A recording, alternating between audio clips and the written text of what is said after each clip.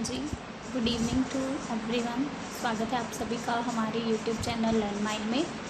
So basically आज हम थोड़ा सा अलग कर रहे हैं। आज ईवीएस पेडागॉजी नहीं है, हिंदी नहीं है। आज बेसिकली ईवीएस कंटेंट है जो स्पेशली सीटेट वालों के लिए ही है, जिसमें एनसीईआरटी की समरी आती है 3rd, 4th और 5th। जो मैंने नोट्स आपको डिस्क्रिप्शन बॉक्स में डाले हैं उसे आप देख लीजिएगा, ठीक है। और उसे आप अपने नोटबुक में नोट्स बना लीजिएगा जो सीटेट क्रैक करना चाहते हैं, जो सीटेट के एस्पिरेंट्स हैं। सो वो अगर वो नोट्स बना लेते हैं, हमारे चैनल के साथ जुड़ जाते हैं और वीडियोस देख लेते हैं, तो उनका सीटेट तो वैसे ही क्रैक हो जाएगा। प्रीवियस ईयर पेपर भी सॉल्व होंगे, सब कुछ होगा। अगर आपने हमारे चैनल को सब्सक्राइब नहीं किया है तो सब्सक्राइब कर दीजिए और लाइक एंड शेयर ज़रूर कर दीजिएगा अगर आपको ये वीडियो अच्छी लगे। सो आज मैं आपको एक अलग जो सीटेट के लिए स्पेशली ये ईवीएस है, ईवीएस कंटेंट है, ईवीएस की जो समरी है एनसीईआरटी की, ये वो है स्पेशली। पहले देखिए लिंगहू फेन क्या है? हांगकांग का एक पकवान है। ये क्वेश्चंस बहुत आते हैं सीटेट में, इनसे ही आते हैं, ठीक है। हांगकांग का एक पकवान बनता है जो वो लिंगहू फेन है, ठीक है। सांप के मांस से उसे बनाया जाता है, उसे कहते हैं लिंगहू फेन, जो हांगकांग में बनता है, ठीक है।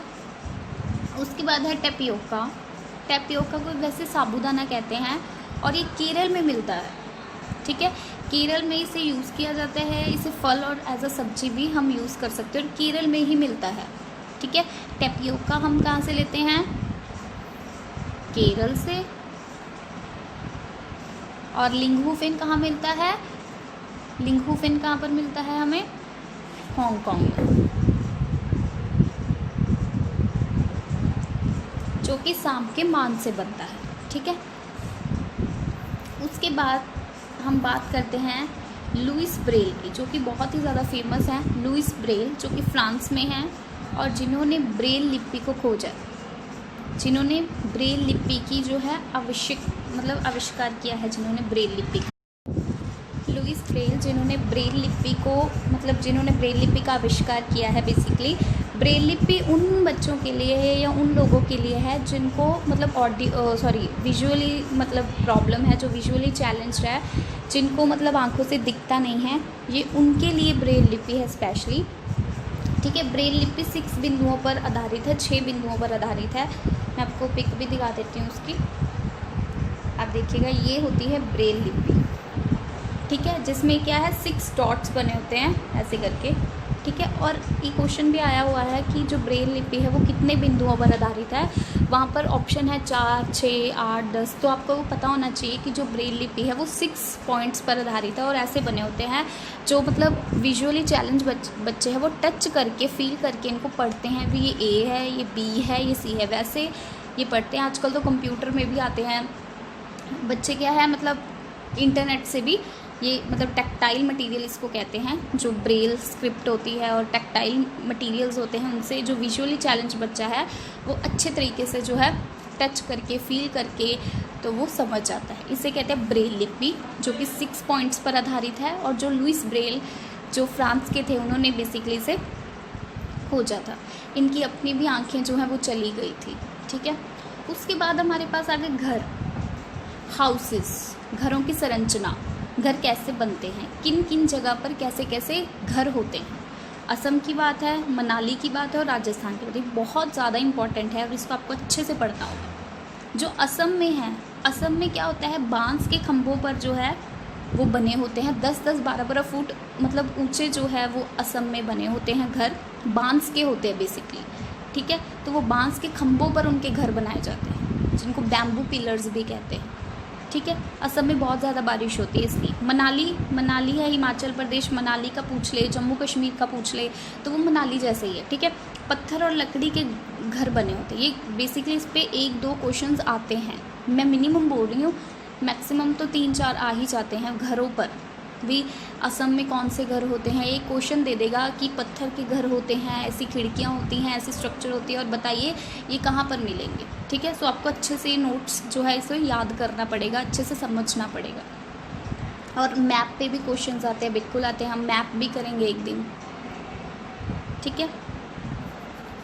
और उसके बाद है राजस्थान में। राजस्थान में आपको पता ही है बारिश बहुत ज़्यादा कम होती है, तो राजस्थान में जो छत है वो कंटीली झाड़ियाँ, आपको इससे याद रखना है कि उसकी जो झाड़ियाँ होती हैं ना वो कंटीली होती हैं, कांटों वाली होती हैं, और जो उनकी मतलब दीवारें हैं वो मोटी दीवार मिट्टी से बनती है, और छत जो है उनकी छत कंटीली झाड़ियों से बनती है, क्योंकि वहाँ पर बारिश बहुत ज़्यादा कम होती है इसके कारण। ठीक है, असम में पढ़ लिया हमने, मनाली में मनाली, जम्मू कश्मीर, ये सभी उसी के अंडर आते हैं। जम्मू कश्मीर, मनाली, हिमाचल प्रदेश, वहाँ पर पत्थर और लकड़ी के घर होते हैं। राजस्थान में कौन से घर होते हैं?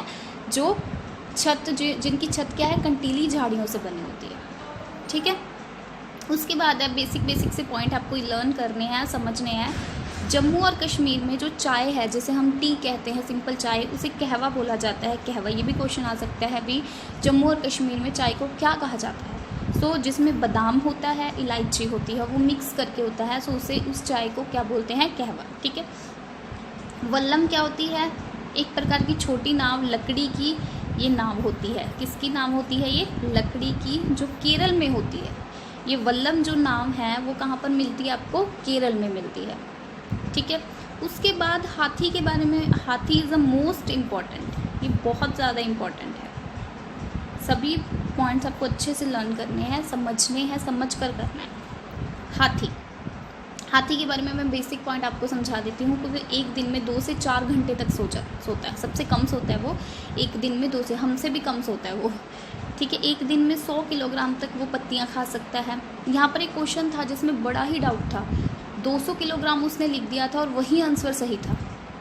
मतलब 100 किलोग्राम तक पत्ती और झाड़ी खा लेते हैं। इतनी छोटी छोटी डिटेल भी आपको हाथी के बारे में याद रखनी पड़ेगी। वो 100 केजी था, 200 केजी नहीं था। ठीक है, सो 100 केजी तक पत्ते और झाड़ी खा लेता है वो। हाँ जी, आपको बता दिया, एक दिन में 2 से 4 घंटे तक सोता है। ठीक है, उसके जो कान हैं बड़े बड़े, वो क्या है? पंखे का काम करते हैं। ठीक है, और इनका एक झुंड होता है, एक हर्ड होता है, जिसकी मुखिया एक हथिनी होती है, उसकी वाइफ फीमेल जो है एलिफेंट होती है। ठीक है, झुंड में केवल हथनियाँ रहती हैं और उनके बच्चे रहते हैं। जो मेल हाथी हैं वो 14 और 15 साल के बाद उनसे अलग हो जाते हैं। ठीक है, आपको याद रखना पड़ेगा कि एक दिन में 2 से 4 घंटे तक सोता है हाथी, एक दिन में 100 किलोग्राम तक पत्तियाँ और झाड़ी खा लेता है वो। और जो सबसे बूढ़ी हथिनी है, जिसकी सबसे ज़्यादा एज है, वो उसकी मुखिया होती है, और फीमेल एलिफेंट्स और उनके बच्चे रहते हैं। और जब मेल्स होते हैं वो 14-15 साल के बाद उस झुंड से अलग हो जाते हैं। इनके जो मड में क्यों रहते हैं? क्योंकि उन्हें ठंडा रखता है। ठीक है, तो ये बात हो गई हाथी के बारे में। एक होता है खिजाड़ी का पेड़, जिसको खेजड़ी का पेड़ बोलते हैं बेसिकली, वो राजस्थान में मिलता है हमें। इस पर भी बहुत क्वेश्चंस आते हैं। ठीक है, ये बिश्नोई लोगों ने, मतलब ये राजस्थान में एक गांव है, खेजड़ी गांव है, उसमें ये पेड़ था। ठीक है, ये रेगिस्तान में उगता है, कम पानी में, इसको ज़्यादा पानी की आवश्यकता नहीं है, कम पानी में उगता है। और इसकी छाल जो है, इसकी मतलब जो छाल होती है उससे दवाइयाँ भी बनाते हैं। इसकी लकड़ी को कीड़ा नहीं लगता। पेड़ की इससे हम फलियों की सब्जी भी बना सकते हैं। ठीक है, खेजड़ी का पेड़ हमें कहाँ पर मिलता है? राजस्थान में, जहाँ कम पानी होता है, ये कम पानी में उगता है। ठीक है, इसकी छाल से हम दवाइयाँ बना सकते हैं, पेड़ की फलियों की सब्जी बनती है इसकी। ठीक, ये क्लियर है? इस पर हम क्वेश्चंस भी करेंगे। ये तो मैंने आपको बता ही दिया कि ये ब्रेल लिपि है, ब्रेल स्क्रिप्ट है, जो 6 डॉट्स पर जो है मतलब बेस्ड। ठीक है, उसके बाद आगे है चींटियों की दुनिया। चींटियों में बेसिकली 3 जो चींटीज़ आती हैं, वो रानी चींटी, सिपाही चींटी और मजदूर। जैसे हमने मधुमक्खियों के बारे में भी हम पढ़ेंगे, मधुमक्खियाँ भी ऐसे तरह ही होती हैं। रानी चींटी जो अंडे देती है। हाँ जी, चींटियाँ भी 3 प्रकार की, रानी चींटी, सिपाही चींटी और मजदूर। और ऐसे ही मधुमक्खी में होता है, तितैया में और दीमक में। पर जो वो स्पाइडर वाला नहीं होता, क्या कहते हैं उसे, मेरे अभी दिमाग से मतलब निकल चुका है, वो जो स्पाइडर मतलब जो जाल बनाती है, मकड़ी, बस वो अकेली रहती है, वो किसी झुंड में नहीं रहती। वो ऐसे मतलब उसकी ऐसे नहीं होते, वो भी कोई टाइप्स होते, वो अकेली रहती है। ठीक है, मधुमक्खियाँ पर से भी बहुत क्वेश्चंस आते हैं। ठीक है, अधिकतर मक्खी वर्किंग होती हैं। ठीक है, रानी मधुमक्खी अंडे देती है, केवल कुछ ही मेल मधुमक्खी होते हैं जो वर्कर का काम नहीं करते, ठीक है, बाकी वर्कर होते हैं। अक्टूबर दिसंबर में वो अंडे देती हैं अपने, ठीक है, मधुमक्खियाँ। मधुमक्खी पालन का ये उपयुक्त समय है अक्टूबर से दिसंबर तक, ठीक है। उसके बाद इन्होंने सुरंगें और पुल की बात बता दी कि जब हम गोवा से केरल तक जाते हैं, मैं मैप पर भी एक वीडियो बना दूँगी अलग से, उस पर 92 सुरंगें और 2000 पुल आते हैं, ठीक है। मलयालम भाषा में किसको क्या कहते हैं उसके बारे में बताया गया है। वलिया माँ की बड़ी बहन, अमूमा चिटपन, ठीक है। ये मतलब ज़्यादा इम्पोर्टेंट नहीं है।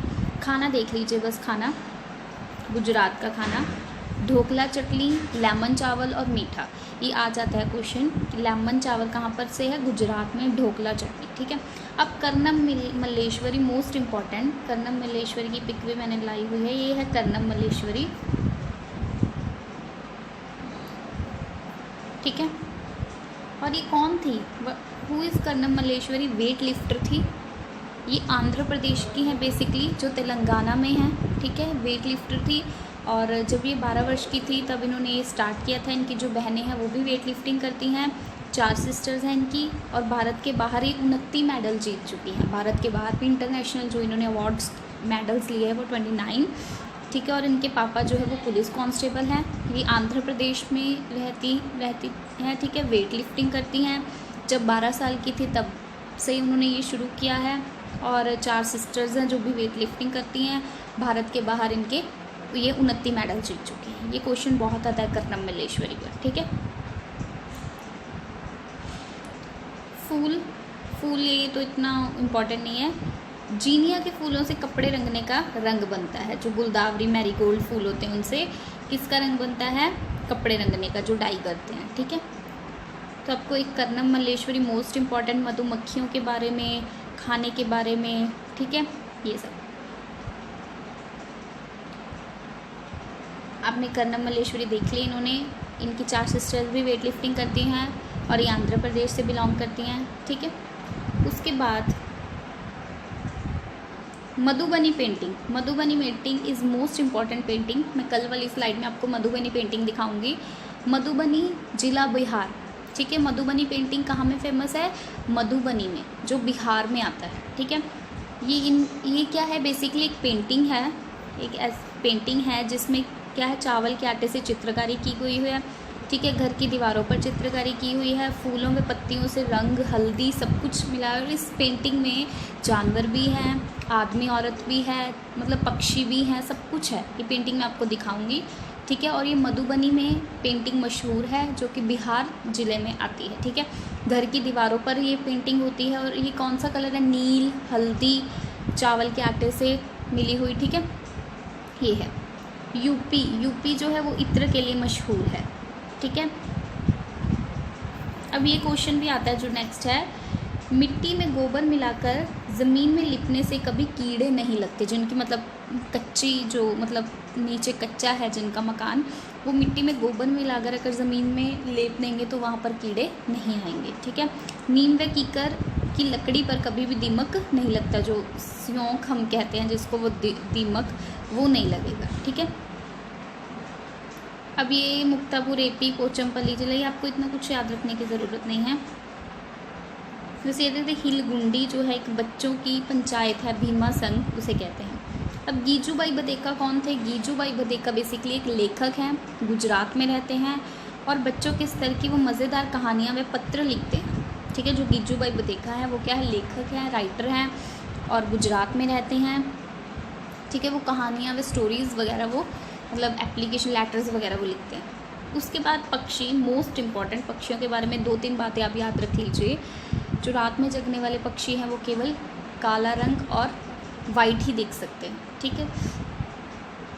और इनके घोंसलों पर भी बहुत क्वेश्चंस आते हैं कि किसका घोंसला कहाँ पर होता है, ठीक है। कलचिड़ी, इंडियन रॉबिन और फाख्ता, बहुत क्वेश्चंस आते हैं। कौवा, जो कलचिड़ी है, इंडियन रॉबिन है, वो घास पत्थरों के बीच, जहाँ पर पत्थर होते हैं ना, ऐसे रोड साइड पर पत्थर ऐसे लगे होते हैं, उनके बीच अपना घोंसला बनाते हैं, ठीक है। टहनियाँ, रुई, मतलब जो सारे जिनके साथ ये मतलब अपने क्या बनाते हैं घोंसला, उनका समान है, ठीक है। कौवा घोंसले में क्या है, लोहे की तार आती है, लकड़ी की शाखा आती है, और जो कोयल है, जो कोयल होती है वो कौवे के घोंसले में अंडे देती है। ठीक है, जो कोयल है वो कौवे के घोंसले में अंडे देता है। ठीक है, जो फाख्ता है जिसे हम डव बोलते हैं, वो कैक्टस के कांटों के बीच या मेहंदी की मेड़ में घोंसला बनाते हैं। कैक्टस जो होते हैं जिनके कांटे मतलब कंटीले होते हैं वो, तो कैक्टस के कांटों के बीच फाख्ता जो डव है वो अपना क्या करते हैं, घोंसला बनाते हैं, अंडे देते हैं। ठीक है, गोरैया कहीं पर भी आईने के पीछे बना सकते हैं, अलमारी पर, छत पर। कबूतर भी ऐसे ही करते हैं, कबूतर भी आपने देखा होगा कहीं पर भी अपना घोंसला बना सकते हैं। ठीक है, बसंत गौरी पेड़ के तने में छेद बनाकर, कोई पेड़ होता है उस पर, ये पेड़ पर बेसिकली रहते हैं।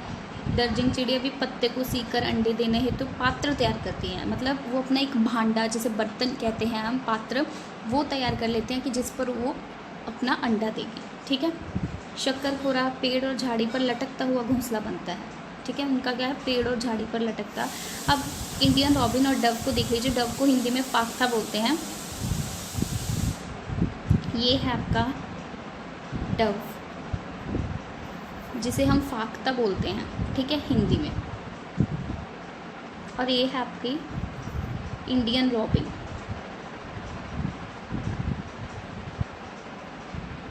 जिसे हम कलचिड़ी कहते हैं। जो कलचिड़ी है वो पत्थरों के बीच को।